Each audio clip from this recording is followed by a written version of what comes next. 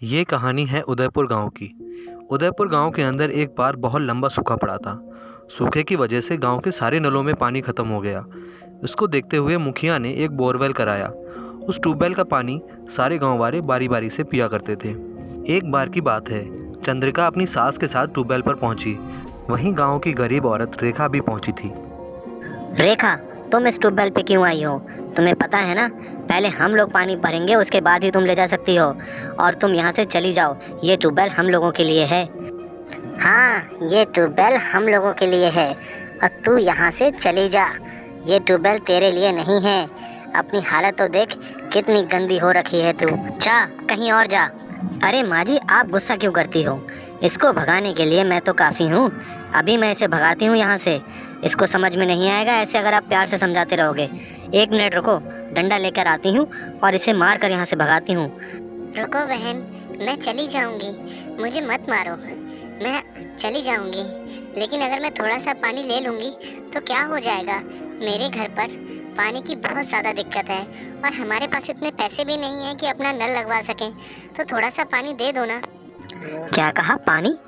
पानी का तो ख्याल तू अपने दिमाग से निकाल ही दे। तुझे यहाँ से एक बूंद पानी नहीं मिलेगा। जा। काफ़ी देर से हम तुझे समझा रहे हैं, लेकिन तेरी समझ में कुछ नहीं आ रहा है। चली जा यहाँ से, नहीं तो गांव से भी निकलवा देंगे मुखिया से कह के। जा, यहाँ से चली जा। चंद्रिका और उसकी सास ने रेखा को बहुत ज़्यादा बेइज्जत किया। रेखा भी हार मानकर घर की तरफ वापस चल दी। लेकिन रेखा को बहुत ज़्यादा प्यास लगी थी।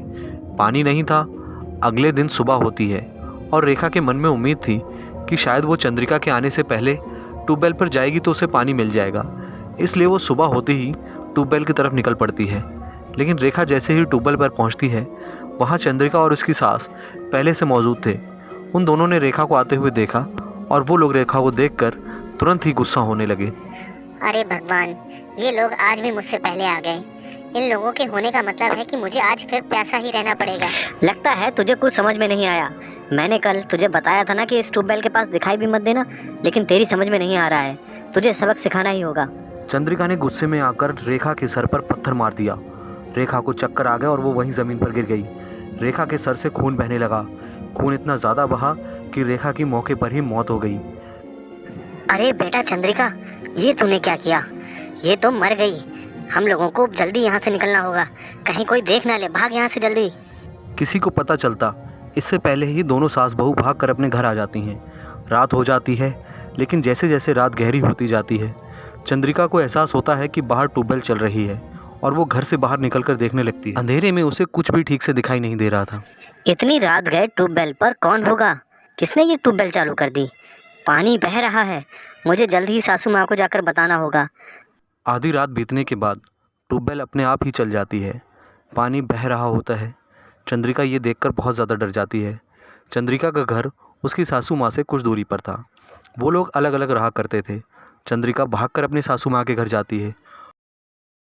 माँ जी, माँ जी, अभी मैं देख कर आई हूँ कि हमारी ट्यूबवेल अपने आप ही चल रही है और उसका सारा पानी इधर उधर बह रहा है। अरे चंद्रिका बेटा, इसमें इतनी घबराने वाली क्या बात है? तुम बेकार ही फिक्र कर रही हो सकता है कि तुमने ट्यूबवेल बंद ही ना करी हो, इसलिए वो चल रही है। नहीं माँ जी, मुझे ठीक से याद है, मैंने ट्यूबवेल अपने हाथों से बंद करी थी। इतनी रात गए ट्यूबवेल चल क्यों रही है? हमें चलकर देखना चाहिए, कहीं ऐसा ना हो कोई चोर हमारी ट्यूबवेल को चुराने आया हो। चंद्रिका के कहने पर उसकी सास चंद्रिका के साथ मिलकर खेतों में ट्यूबवेल की तरफ चल देते हैं। लेकिन जैसे ही वो ट्यूबवेल के पास पहुंचते हैं, ट्यूबवेल अपने आप बंद हो जाती है। अरे, ये ट्यूबवेल तो बंद है। फिर मुझे ऐसा क्यों लगा कि ये ट्यूबवेल चल रही है? दूर से देखने पर मुझे लग रहा था कि ये ट्यूबवेल चल रही है और यहाँ कोई घूम रहा है। पता नहीं ये ट्यूबवेल कैसे बंद हो गई। अरे चंद्रिका बेटा, ये कुछ नहीं है, सिर्फ तुम्हारा वहम है। तुमने रेखा को जिस तरह से मारा है ना, इसकी वजह से तुम्हें अंदर ही अंदर डर महसूस हो रहा है और तुम्हें ये भ्रम हो रहा है कि ट्यूबवेल चल रही है। इसीलिए तो तुम्हें बार बार ट्यूबवेल का ख्याल आ रहा है। चलो हम घर चलते हैं और सुबह आएंगे। चंद्रिका के कहने पर उसकी सास उसके साथ ट्यूबवेल पर गई थी, लेकिन ट्यूबवेल बंद थी और वो लोग शाम को वापस घर आ जाते हैं। ट्यूबवेल पर अगले दिन वो पानी भरने के लिए जाते हैं। सुबह होते ही ट्यूबवेल चालू हो जाती है और वो लोग पानी भरने पहुंचते हैं। और इस बार चंद्रिका की सास अकेले आई थी। जैसे ही वो पानी का मटका रखती है, ट्यूबवेल बंद हो जाती है। चंद्रिका की सास ये देखकर बहुत ज़्यादा डर जाती है, लेकिन जैसे ही वो पानी का मटका हटाती है, ट्यूबवेल फिर से चालू हो जाती है।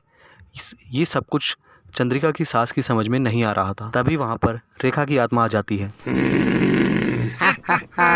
पहचान मुझे बुढ़िया। बचाओ बचाओ, यहाँ एक चुड़ैल है, बचाओ मुझे। मुझसे भागने की कितनी भी कोशिश कर ले, लेकिन तू आज मुझसे नहीं बचेगी। तेरे पापों का घड़ा भर चुका है। लेकिन तुम मुझे क्यों मारना चाहती हो? आखिरकार मैंने तुम्हारा क्या बिगाड़ा है? मुझे छोड़ दो, मुझे घर जाना है। मैं तो सिर्फ यहाँ पानी लेने आई थी, और तुम कहोगे तो मैं दोबारा कभी यहाँ नहीं आऊँगी। बस मुझे जाने दो।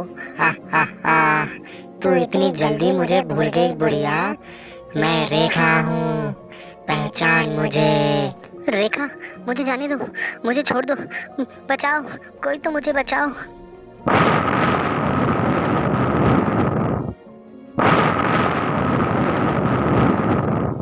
और इस तरह से चंद्रिका की सास का अंत हो गया। काफ़ी देर हो गई।